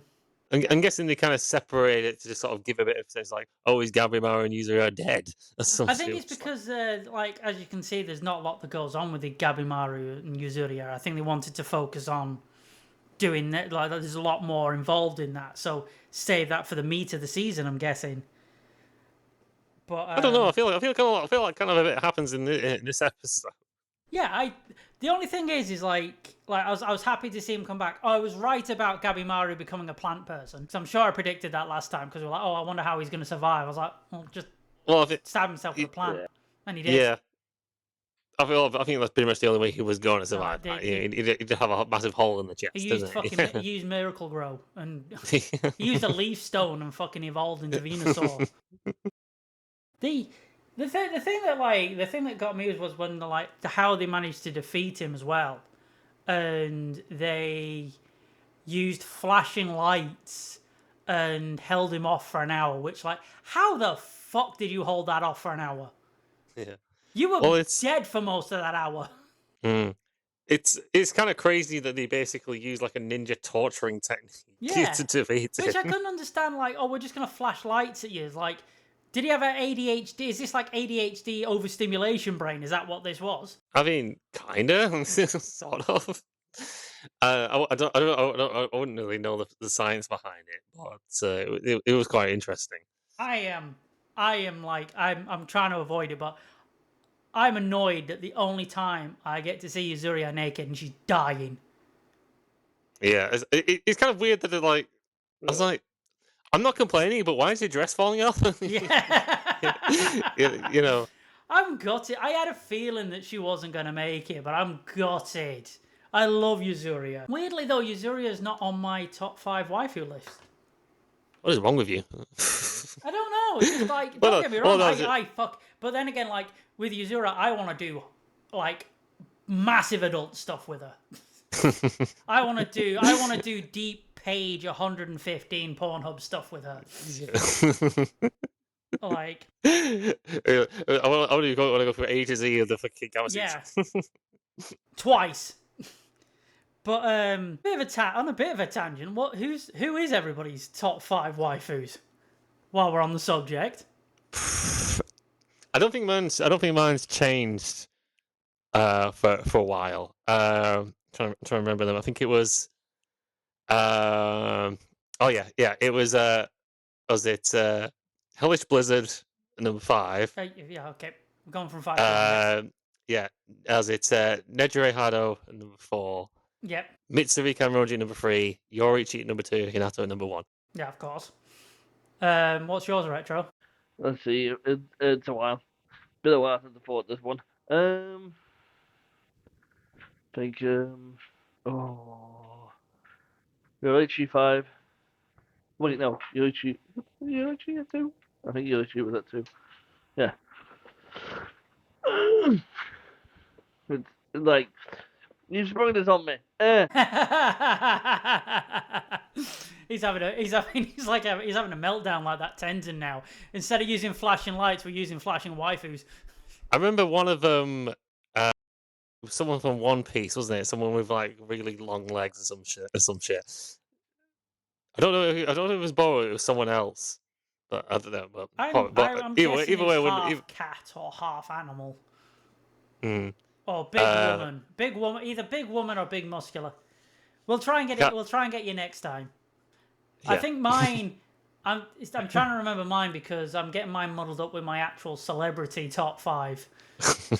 So I was getting confused then because I was like, Your Forger, Maya Jama. Like, no, Maya Jama isn't an anime character. It was my top 5 is at 5 is Your Forger. Number 4 is Yoko Littner. Number 3 is Marin Kitagawa. Number 2 is Ryoku from Matoi from Kill la Kill. And number 1 is Momo Aize. Yeah. I can give him a celebrity one if you want as well. We're already stretching the credibility with the apparently part. Let's just... and we've hit the anime section of this bit. Do we have anything else to talk about Hell's Paradise? Like I said, I'm just gutted that Yuzuria's gone. She was one of my favorite characters. And again, it was like the only time we got to see this beautiful creature naked and she's dying, and it's like it feels inappropriate to have an erection while she's bleeding out. I don't know. Like, I think they can do an ass pull and like she's still alive or something like that. I have got a feeling that like she is just gone. I hope she's not, but I feel like she is. So, with that said, what are we on to now? Well, which one do we want to talk about first, JJK or Rooster Fight? I feel like we've got a lot to say about both. Oh, I don't know because I think shall we talk about Rooster Fighter first? Yes, let's do that. You see, let me just bring up my notes. oh my god! I didn't realize how many I've got for the first one. Yeah, because my first note is so the episode starts off with like a mum and a kid. Like, before you start, Mizu, I just wanted to say there's a bit of me holding back from talking about this on the pod, because as soon as I watched the first 3 minutes, I thought, no, we might just have to do a dedicated review on the channel because this is fucking gold. Anyway, start. Yeah, so the episode starts with like the mum and a kid like walking through the streets, and then then suddenly a giant. By the way, that bit, I have never seen so many stock faceless anime characters in one episode before in my life. To be fair, also when she says I think all the detail was sucked out and violently drained into the monster and the rooster. Yeah. Well, I don't know, because like all the demons are obviously done in CGI, and I don't think it's the best No. CGI. It's not the worst I've seen, but It's it's not the best. Togenanki level. Yeah. But before but before you crack on, sorry, I just wanted to say this and then I'll let you carry on. But it's when he turns around when they said about going getting something to eat, and that fucking kid lifts off gizzard, throat, stomach. I'm like, what kid talks like this? Get a KFC. What is wrong with you? At least get a KFC. It's on brand. yeah.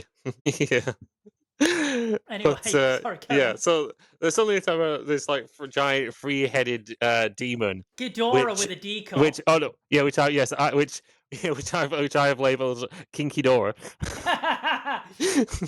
It's King Deborah. The design for her is actually just, I'm fucking amazed by it, because obviously instead of the golden wings of Ghidorah, it's the hands. It's these giant hands on the side. Which is funny because when it's stomping through and it's like it Yeah. walks past this building and you just see its massive tit, and it's just that guy in the office just going, "Huh." I looked at the weather. It didn't predict breasts today. Weirdly enough, still not as big as tit as his manager. That creature probably has an entry in Rule 34. Sorry, No. continue, Mizu. Yeah. So, Kinky Dora goes to eat the kid and attack on Titan him, and that's when it's saved by a chicken. A rooster who is ripped as fuck. Yeah. And it's Also, not. It's just a normal rooster as well. It's just a normal rooster as well. Also, I completely forgot this guy. I'd found out beforehand, but he's obviously voiced, well, at least in the dub, he's voiced by Endeavor's voice actor. That is so funny Yeah. that it's voiced by Endeavor. Also Kenpachi as well. He does Kenpachi's voice in A Thousand Year Blood War. Also, I was so baffled when I started, like, because the opening credits starts as well, the OP, which I hate how much I actually like the song, but like why were there so many slutty chickens? Yeah. Also, how is there a slutty chicken? This doesn't make sense to me. Yeah. With the episode starts as well. Like I thought this was gonna be like a My Hero kind of thing. No, Like I thought it starts... I thought the chicken was. I thought the rooster was literally going to be like, "This is the story of how I became the world's greatest cock." Except for Johnny Sins. that's gonna be the thing now. It's like in Rooster Fighter, instead of like except for Satoru Gojo, it was exception of Satoru Gojo. It's gonna be exception of Johnny Sins now going forward. But it's so funny when it starts because it's like as it comes back from the opening credits, it's not even like a pause or anything. We go straight into chicken hentai. Yeah, it's just unnecessary My brain chicken fucking. Refused to process while I was watching, and I had to share in the group chat, what the ever-loving magical fuck am I watching? But I was laughing because I was like, somebody called David Cameron because that bar is now Cthulhu's. It is that far down. Like, holy shit, man. It's just the fact that he just shags this random hen, and he just like hits it and quits it. Yeah, because she's literally telling us, "Oh, do you want? Was it? Oh, that was really nice. Does that mean you love me? No, I gave in to my animal instincts." And he's just like, "No, peace out, bitch." Which is funny because when it gets no, well, we'll leave that. We'll leave that. Yeah. We'll leave the twist. What made me laugh is because like there's a part in it where he's wandering around and he's trying to find food and water and stuff, and he meets those two kids that are like, "Oh, look at this chicken. Do you want a piece of fried chicken?" Yeah, Which is like, you want some Popeyes. what made me laugh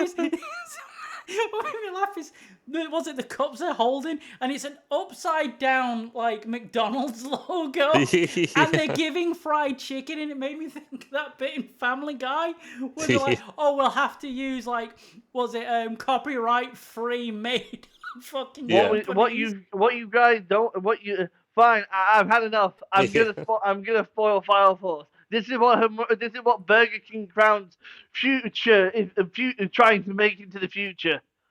Rooster Fighter. We're leading into this. This rewrite all the reality. This is to be it. Fire Force is a prequel to every universe now. But why have they drawn this rooster with pecs? Why does this rooster have a better body than I do? I think you just answered your own question. It's just like, Why does this? everything's got to be a chicken pun. Why is It's like, oh, this chicken's got pecs. why is his cock better than mine? Why is he so veiny? Do not wish ill of the dead. But is this the isekai of Chuck Norris? Chick Norris. Chuck Norris. R.I.P. Chuck Norris. But what was it? What made me laugh is because he eats this stink bug, and then basically orgasms over it with how it tastes, and then immediately shits. Again, this is the bar we're dealing with. And then what made me laugh is he runs away from these two kids that are trying to like wrangle him into being a pet. Runs into this old man who helps him out. Yeah, and the old him. Man from Up. Yeah, and then starts feeding him, but then this old man out of fucking nowhere starts dropping his life story. Like, you know, was it Sky drops his fucking lore on this chicken, talking about how his dead wife and like how he should have spent more time with her. And all I could think of is when it starts is because he's just gobbled all this food. He looks over and he goes like, "Yeah, that's my wife. It's been a long time since she passed away," and the chicken just shits himself. Yeah. Somehow this cock makes me think of my wife. This big, my veiny cock. Reminds me of my childhood. And then what was it? Like a demon starts attacking. This weird, like... To be fair, the demon designs aren't that bad when they've not got tits. And starts, like, wrecking shit. And I honest to God thought we were going to have how this chicken gained sentience and became like this kung fu fighter. No, he just leaps in to fight this fucking demon and starts whooping its ass. We get a tiny little flashback where you find him. He's like, you see this fucking castle burning. Oh like he's in yeah, that Japan was or so some weird. shit. And he's shouting to his sister. Yeah, like no context for that whatsoever. By the way, like when it goes into his backstory, like it does flash to the fight in the present, then what happens in the past. But his sister gets kidnapped and he screams and something like breaks inside of him. Is it his testicle? There's just like this silver ball that just explodes. I don't know. Is it? I don't know. I don't know if it's supposed to be like something like representing his limits or something like it. It's kind of like a One Punch Man thing, you know. Like, where is it like? Did he swallow something? Did he Did he swallow the testicle of Johnny Sins, and that's what's giving him his cock powers? I don't know. But then he has this technique where I can't think what it's called. It sounded like Kiko. Yeah. It sounded like it's like Kekoko or something like that. Supposed to be chicken. It's just supposed to be chicken speak. Japanese chicken speak, and then he does like this thunderous sound beam at the demon and blows its head off. And what made me laugh is this old man starts going like, "Huh, yeah, so." He's done it it sounds like sound resonance, which some people can do to shatter glass. Didn't think that would kill a demon. The chicken made it! Yeah. That is, there's bigger things to focus on. Yeah, but also I had to point out that the way the demons sort of explode is it's very Fist of the North Star. Yeah. It was just it's like the whole all he was missing with that chicken going "Oh my wa, more shindu."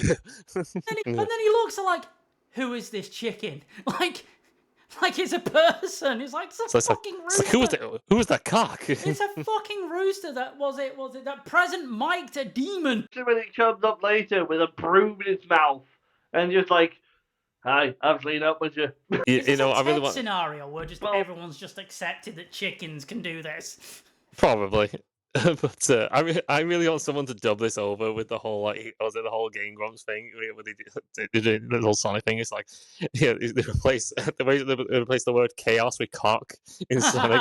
It's just like I'm cock control. thinking more of that skit later when Aaron's losing his absolute marbles at Mario Party. He goes, let me coming, and they're like, wait, what? It's like you just hear the background, like he gets so angry, he just randomly gives birth. Where was that? What was it? And then we get to the end of the episode where the rooster, is it Kenji is his name? KG, yeah. KG is like, you know what? Maybe I should slow down. Maybe I should go back because it's not my style to leave a woman crying. And then turns up and she's getting her back door smashed in by a big black cock. Yeah, he's like, I can't believe the cock got cooked. So yeah, do we want to talk about episode 2? By the way, everybody, Retro's had to step out of the pod, so he won't be in the rest of this episode now. So it'll just be me and Mizu for the last however long we've got. So do we want to talk about episode 2 of? I don't think there was much to say about episode 2 because basically just like the whole episode's from the perspective of the little Tweety bird looking motherfucker. I didn't think you could get a lolly chick. Yeah, it's just it's kind of it was a weird episode where it's just like you just basically see this like it is literally Togen Anki level writing at this point. It's just like you have this like little this little yellow chick and she's like, was it she her like brothers and sisters are all looked after by this like former yakuza or something like that, and she like really respects him or something like that, and the guy gets screwed over by like a friend of his and like turns into a demon, and it's kind of a boring. After the first episode, I thought this one was just kind of a bit boring, so it's like I don't know. Like I feel like this series might like it's probably going to be funny overall, but I feel like episode to episode it's not going to be that great. No, I feel like the consistency on this is going to like peak and trough very drastically. And I think the second episode, I don't think it helped that chick, despite being very cute, was extremely irritating. Oh god, yeah. And the more she kept screaming, the more I wanted to rip my eyes out. Rip my ears out, even. I don't know what my eyes would have done. That's it. It's like, depending on how much she plays a part going forward, it is going to impact how much I enjoy the show. It's so mad because how annoying the chick was is exactly the reasons why my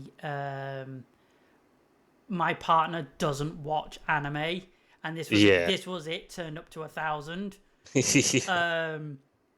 The only noteworthy thing about this episode is because he meets a slug monster. He meets this slug demon, and he's like, "Oh my god, I can't kill it. You can either kill it by shooting in the heart, or killing the brain," which is like that kills anything. Like I said about zombies, like if you when people turn around and say to zombies like, "Oh, the only way to kill them is to shoot them in the brain," it's like that kills most things, And then the slug goes, "Ah ha ha! You can't figure it out. By the way, it's in my tail." Yeah, it's like it might as well have had a flashing orange like weak point on its ass. Yeah. But and then we get to meet a kendo wielding chicken with earrings. Yeah, who I'm guessing he's gonna shag. Well, apparently, I'm sure they mentioned that she's like KG's like ex-girlfriend or something. Oh, right, I didn't catch that. And like another one he's hit it and quit it with. Bloody hell, this cock gets around. But it's just weird. This chicken's got fucking thunder breathing. Yeah, it's so weird. To be honest, though, like I said, I was very tempted not to talk about it on the pod because I think making a whole review on this show would be hilarious. I think this is one of them trash but good shows where it's like Togen Anki, where it's just like you're not gonna get invested in it, but it's like, oh my god, is it gonna be so fun to just like fucking rip the shit out of? Yeah, sometimes you get the shows where it's just like it's like a train crash. It's like you know you want to look away but you can't. Well, the thing is, though, is what I think what's great about this already is you kind of have that feel that the show's not taking itself seriously whatsoever. It No, knows it it's a obviously stupid premise. it obviously isn't meant to be taken seriously, is it? You know, it's definitely like a gag series. So, do we want to move on to JJK, the Yep, main event? Because definitely. I'm not gonna lie, these two episodes, these are the last two episodes of Yeah. So, season 3, part 1, and fucking Christ, were these good. oh god, yeah, These have got to be the two best episodes back to back. I yeah. don't think there's going to be. I want to talk about it, but at the same time, I don't think there's much to talk about it because it's going to be glazing for the next probably 10 It's minutes. it's a bit annoying though because obviously I just watched the last episode this morning, but it was so good. I've kind of like forgotten a bit about what happens last episode. Don't worry, I'll remind you. But to go to episode 11 was the fight with Megami and Reggie Star, which I didn't mention this last time, but I do like the pun on his name. Yeah, I think it's quite clever. The thing that's kind of confused me with Reggie Star as well is apparently he's a resurrected sorcerer from 400 years ago. Did they have receipts 400 years ago? Well, yeah, because that's like 17th century, isn't it? All right, okay. They wouldn't have had like obviously like electronic registers, like, but they would still have had like receipts and shit Yeah. for stuff. Because that's why people are joking saying is it's like Reggie has the potential to be like beyond special grade because if he could get the receipt for the atomic bomb, or he could get it's like, or if he could get the receipt for what's it called, the Louisiana Purchase, he could Yeah. literally just drop America on somebody. Well, that's the thing though, because like it's all down to cursed energy. Like I doubt he'd be able to have enough cursed energy to throw half a fucking town Well, it's a bit odd state with on his him. because it's a bit odd with his because he didn't seem to really have a limit to what he could produce, other than like he just has to have it on paper, Yeah. basically. Because but then again, he does throw a house at him at one point, Yeah, which I think which is crazy. I'm gonna get assassinated in the fucking street because when this episode started, I really wished the dub was out. I don't know why. I Mm. don't know why JJK doesn't have the simul dub. Rooster Fighter does. Yeah, it's a bit odd what shows do and don't. Like, it seems to, is it well, no, actually, I was gonna say it's usually ones that end up on Disney Plus, but I don't think that was true because I can't remember if Undead Unluck was simuldubbed. Yes, it was. Um, Yes, it was. And yeah, but Crunchyroll still does simuldub because Fire yeah, Force Kaiju number 8. I don't know why JJK isn't, but yeah. It's weird because was it Fire Force? I think it was originally, but it's not now. Kaiju number 8 was, Vigilantes is, but My Hero Academia wasn't, and so it's like it's very pick and choosy it about it. seems to be the bigger the show, the less they'll do simuldub. Yeah, But Uh, I'm wondering if also that's because people have to watch it twice, true. maybe. I mean, granted, like Because who's gonna watch Rooster Fighter twice? yeah. I mean, probably. I definitely wouldn't watch Vigilantes twice. No.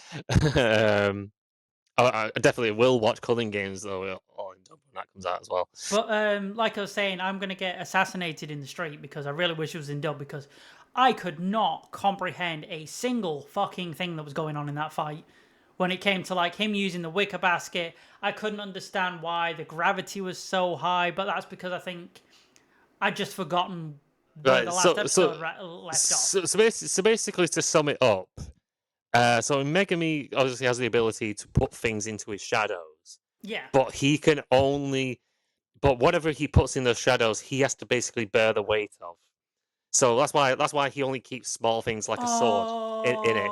So Oh, got basically, you with the now, whole thing yeah. with him putting thing Reggie summoning thing, because while they're in the domain, they are basically in Megami's shadow. So when he's fucking summoning things like fucking cars and shit, that's like Megami is basically feeling the weight of two cars on his back, essentially. That's Right. why that's why when it kind of comes to like this sort of like a test of endurance when he summons the elephant, because I love that. I love that. even It's just even like, oh, well, you've got a problem? Throw an elephant at it. yeah, it's like so here's the elephant in the room. drops fucking Dumbo on him. I played Yeah. Dumbo in attack mode. But you know, even though it's like it's his Shikigami, because he's like summoned it into his own shadow. It's like he's basically Megami is also feeling the weight of that fucking African elephant that is also trying to crush Reggie at the same time. That's gnarly when you start seeing all of his bones in his leg just sort of like hairline fracture and everything. It's like, oh, that's gnarly, man. I think the thing as well is that's a bit annoying is like it's the fucking narrator, because when they don't like complaints about like because Tengen not shutting up. because it's like because they don't just like stop what's going on and explain it, which wouldn't be great anyway. But it's like the fact that he's explaining over things as it's happening, but it's like, no, shut the fuck up. Yeah, we're trying to see what's happening, and you're distracting me. You know. And as a dyslexic person, when you're trying to watch like a million things going on screen and trying to keep up with subtitles, it's an absolute brain fuck. I feel like that there was a Tenzen in Hell's Paradise we were talking about, where the flashing lights torture. Oh, even for someone who's not dyslexic, it was fucking irritating and hard to follow. But the best bit for me is when like the domain breaks and they're in that pool and they do that walk up. And they're like, was it almost like a Mexican standoff, and they're running towards each other? Yeah, it's crazy off. that we have this show that's all about fucking using cursed techniques and stuff like that. But fucking JJK just like throwing hands so fucking well. That like, whole burst of fight bit was just so fucking good. The choreography, the way it was shot, was so good. Like whoever they've got doing the choreography on these shows, like he must be like they must like watch martial arts movies religiously, because they just like get it down to a T. The amount of rotoscoping in this season has been absolutely amazing. The only thing is, though, is I thought, wouldn't it be fucking hilarious when Megami and Reggie Star start walking up just as they're about to like throw each other like under the. Sorry, hang on, let me do that again. I'm sorry, I'm tripping over my own sentences now. not having a third or fourth person as well is throwing me off now. Anyway, as I was saying, when they face off with each other, and just as they're about to run and start throwing hands, wouldn't it be fucking hilarious if Megami just went, Maraga! Reggie Star's like, wait, what?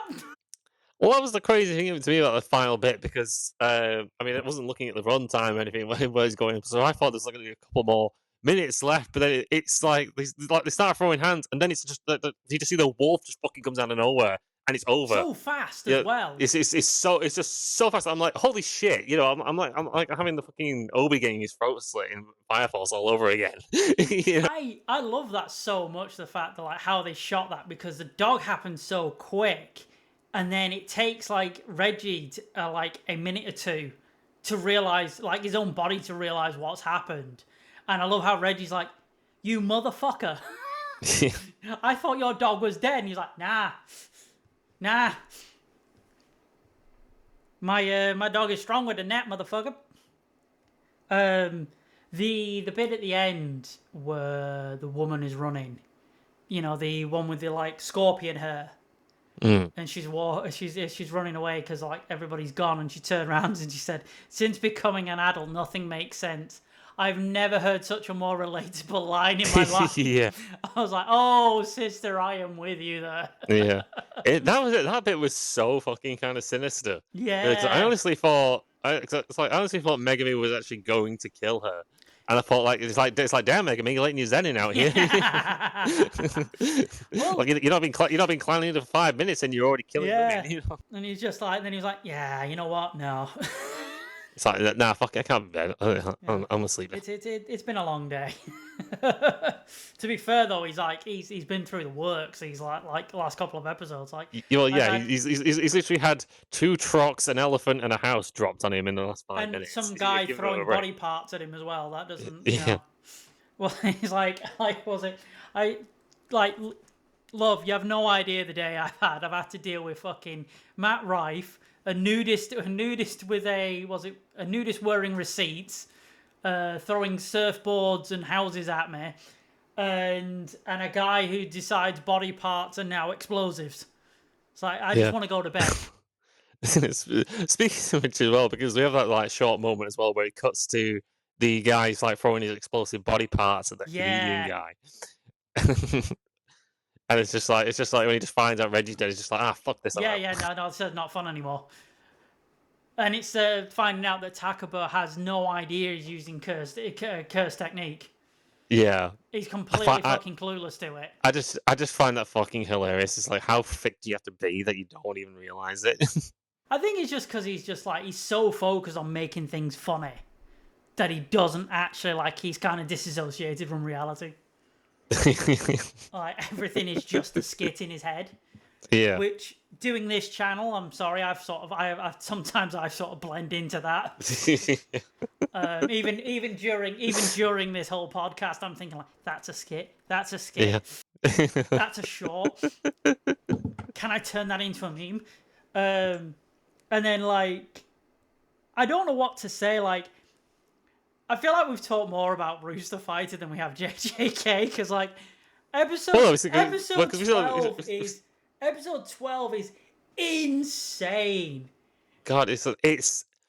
I knew that it was going to be a longer episode, and that they were just skipping the opening and stuff to just focus purely on the episode. But I wasn't expecting it to literally just be fucking from the get go. It's just fucking balls to the wall, insane. I did have a note where I was like, can we please have a minute between episodes because this season has been relentless, and I mean just with from start to finish, just consistent, great animation and consistent, insane fights. This is kind of made... I kind of like Yuta anyway, but this has kind of thrown Yuta into some of my favourite characters in JJK. And this whole episode has been probably one of my favourites. It'll probably be this behind the Maki episode. Yeah, it's kind of a toss up really between which has been the best episode of the season. It's this one or that one, and honestly, I couldn't blame anyone for picking one over the other. It's funny with Yuta because we haven't seen obviously a lot of him outside of obviously as a JJK Zero. You obviously had a little bit of him earlier on this season, but so it's to actually sort of kind of see.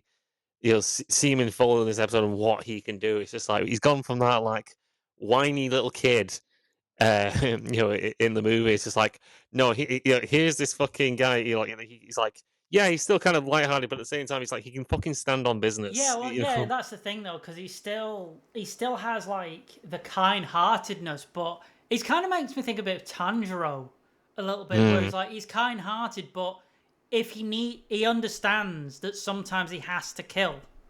Sometimes he has to do what's right, but it doesn't change who he is as a person. And it's mad because Yuta was supposed to be the protagonist over Yuji. And it's kind of mad now that because I kind of wish we had Yuta this whole time. Yeah, I mean, don't get me wrong about I like Yuji. He's a funny.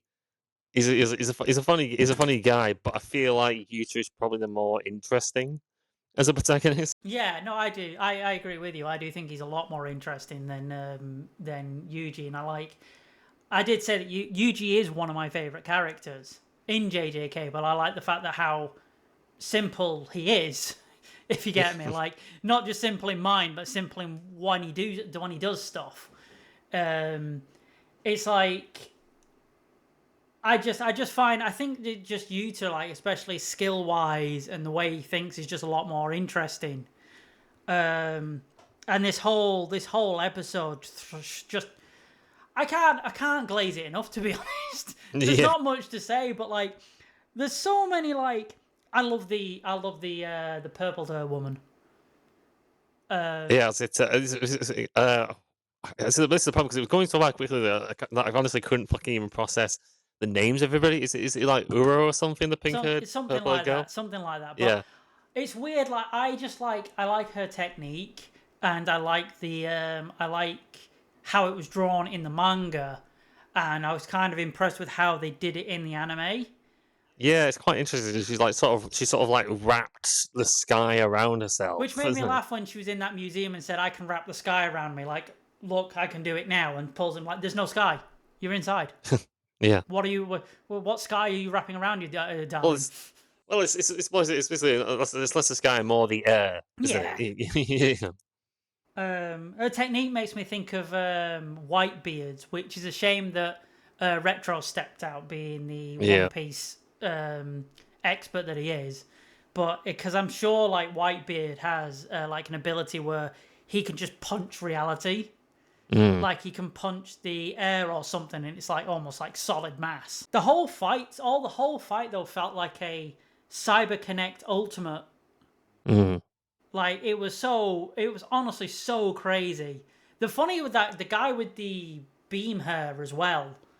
Like, I love the fact that like when it overheats, his hair comes undone. It's like, oh, I've got a cone to reload. When I first saw it, I wasn't expecting, because like we've seen like other like characters with a very sort of gimmicky ability like that, and they usually kind of like the fucking helicopter hair, Yeah. guy in the previous episode. I thought it was like, oh, it's gonna be like that. It's just kind of a one and done kind of thing. But it's like, no, it's like, oh, he can actually kind of do a lot of this. Like he has the whole like, oh, like he's like a massive like scatter shot of like, like or like die death barrage sort of thing from Yeah. Dragon Ball. It's like, oh, and oh, here I can basically create like a ring of it around myself and basically like sort of lock you into this like small space. Like that was really cool. I think the coolest bit for me is when he finds out that Yuta can copy other sorcerers' techniques and stuff like that, and they go to do the beam clash, and they play the opening theme over it, and it's for the whole rest of the. Honest to God, I got chills. It was so good. I actually watched it twice. Yeah. And it felt like how me and Lazy Beats used to do AMVs and everything. It was so fucking cool. Yeah. I feel bad because like this is probably going to be the shortest segment of the pod because there's not much to talk about other than just how insanely cool this episode was. Yeah. And it deserves the 9.9 rating that it's got. Oh, absolutely. I'd be honestly overall, I'd be very shocked if this doesn't win Anime of the Year. I mean, granted, it's like we're only in like at the end of March. We still got 9 months of the year to go. Yeah. And I feel like we already have a contender. I don't know. Rooster Fighter might weigh in there. I mean, it's like personally, the only thing I feel like has the potential to top it for me is just like the final part of Bleach 1000-Year Blood War. But I think in the like the sort of general opinions, like no, JJK is going to clear it easily. JJK is cleared this year. Without anything else like Demon Slayer or anything else to like match up to it, it's just like no, there's not going to be anything else that because I'm honestly trying to think like because aside from Bleach, the only other like big show I think that's coming this year that's I'm sort of going to watch is because I'm sure the Dragon Ball Super remake is due to start at the end of this year. Yeah, well, I don't think that's been JJK. Which no, they're absolutely no. I'm not saying it was, but I'm just saying it's just like it's unfortunate because we've had all these like great shows all kind of at once, and I feel like from going out from here, it's like there's not a lot. No, No. I mean, so it's like I'm definitely gonna have to sort of like start looking into more shit to watch. I think we're gonna have to start looking at stuff that maybe we've missed in the winter season. Like I said, there's the new anime done by the Full Metal Alchemist author, which should be a good one. There's Witch Hat Atelier, and I think Akane Bashi, I think it's called, is going to be another big one. But like I said, it seems like JJK is pretty much. I don't think there's much to say. It's definitely won the winter season. Yeah, it's just whether absolutely. anything like for the rest of the year can compete. Yeah. So I think next pod we'll have to go through because we're going to do like a big. I think we'll do a big sort of review of all the seasons we've gone through in the like this winter season. Yeah, because I think by the time we record the next one, I think pretty much all the shows that we've been watching will have wrapped up at that point. So and I think we'll go into like our favorite moments of each season and stuff like that then, and what we'll be looking at next time. But that being said, what would you? Shall we we'll rate stuff? We'll wrap it up here. So what are you gonna rate it? What would you say is in your trash pile? Well, it would probably be Vigilantes if I had actually watched it this time, but I'd have to put the Rooster Fighter in there for the minute. I mean, I don't think it's bad, but I don't know if I'm going to love it at the end of the day. It's definitely worth talking about. Absolutely, Yeah. but like, do I actually think it's a good show? Probably not. I'm gonna put Rooster Fighter and MHA Vigilantes in trash. But that's because MHA Vigilantes deserves to be there. Rooster Fighter's there, but I still love it because it's fucking hilarious. Yeah. It's the good kind of trash. Yeah. It's the Togenanki kind of trash that you only watch once and you watch it drunk. I'd say for mid it's going to have to be Fire Force. I would put Hell's Paradise and Fire Force in mid this week. Like not the Hell's Paradise episodes were like bad per se, but I didn't think they were the strongest episodes. Actually, I'm going to take that back. I'm going to put Hell's Paradise in trash because Yuzuria is dead. Yeah. If Yuzuria comes back, then it'll go up. But no, it's trash. So yeah, Fire Force is mid.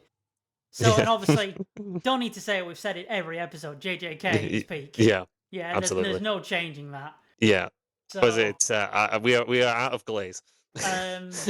So I think that's going to be us for today. And apologies for Retro disappearing. He's just a traitor to the cause. And typical, he's actually watched some of the anime this week, and now he dips. At the minute, I feel like we've gone from it's 4 Horsemen to 3 Amigos to Dos Compadres at this point. Because we still don't know when Laser Beats is coming back yet.